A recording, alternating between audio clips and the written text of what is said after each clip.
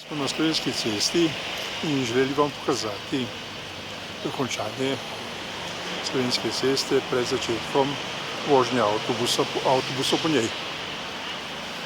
Tu na levi strani vidite že postajališča, na desni lokal, ki se bo zagotovo moral umakniti avtobusom, če bodo res vozili v tem delu cestišča.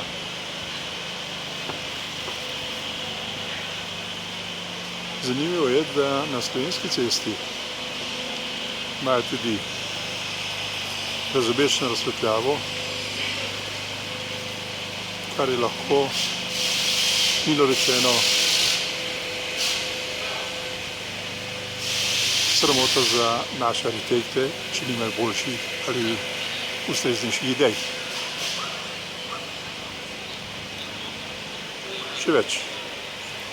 Ko bomo prišli do hotela Slon, boste se gledali tako imenovane kandelabre oziroma nosilce za svetila, ki so jih te dni postavljali po Slovenski cesti, čeprav so že vedeli naprej, da je treba postaviti, če želijo razobesiti razsvetljavo.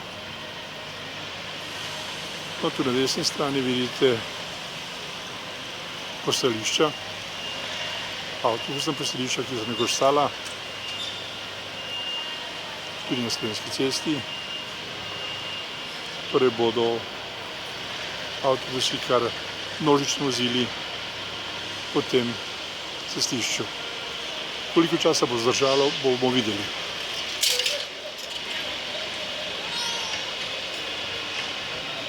No, kot rečeno, bližamo se hotelu Slon in videli boste, koga smo želeli povedati, postavitev kandelabrov v že urejeno cestišče.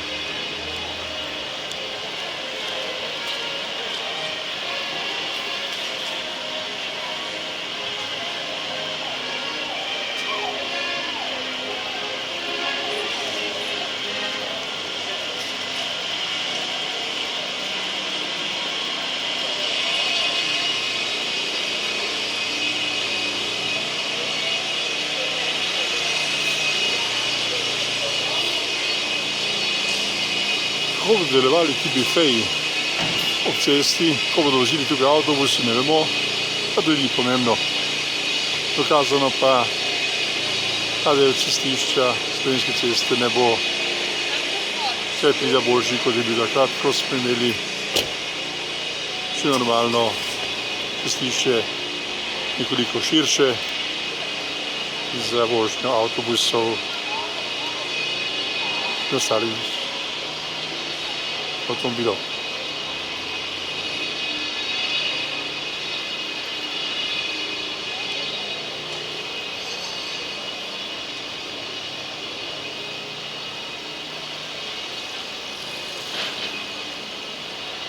Tu so te znamenite luči.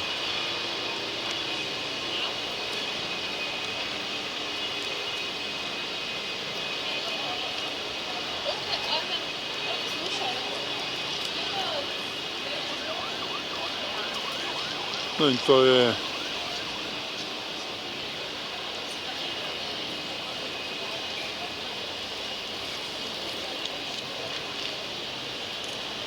predstavitev teh res zanimivih nosilcev za razsvetljavo, ki so milo rečeno arhitektonska sramota. Pa se pogledamo pobliže, da ne boste rekli, da se izmišljujemo ali obtožujemo nekoga.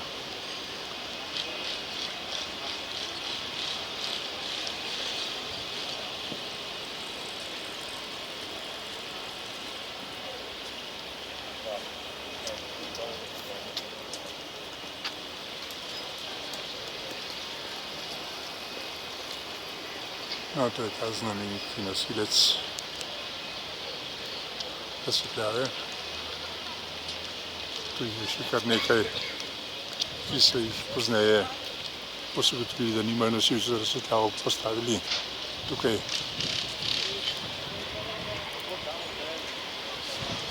No, to je bil kratek utrinek iz še neodprte Slovenske ceste, po katere pa naj bi avtobusi začeli voziti, če bo seveda to držalo, z začetkom septembra.